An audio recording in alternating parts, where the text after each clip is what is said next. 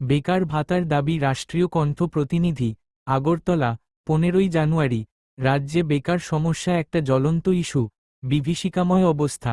জাতীয় গড়ের চেয়ে রাজ্যে গড় হার বেশি, 14.3% বেকার রাজ্যে, চাকরি দিতে পারছে না সরকার। এই অবস্থায় বেকার ভাতা প্রদানের দাবি তুললেন বিধায়ক গোপাল রায়। রাজ্যপালের 7 পৃষ্ঠায় দেখুন।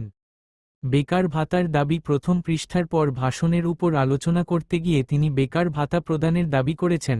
অপরদিকে কর্মচারীদের মহার্ঘ ভাতা প্রদানের বিষয়টি নিয়ে রাজ্য সরকারকে ভাবতে দাবি করেছেন তিনি। বর্তমান সময়ে রাজ্য কর্মচারীরা 23% মহার্ঘ ভাতা বকেয়া রয়েছে। প্রাক্তন মুখ্যমন্ত্রী সুধীর রঞ্জন মজুমদার কর্মচারীদের তৃতীয় পে কমিশন দিয়ে ইতিহাস তৈরি করেছিলেন। সেই রকম ইতিহাস তৈরি করতে রাজ্যের মুখ্যমন্ত্রীর প্রতি আহ্বান জানালেন বিধায়ক গোপাল রায়।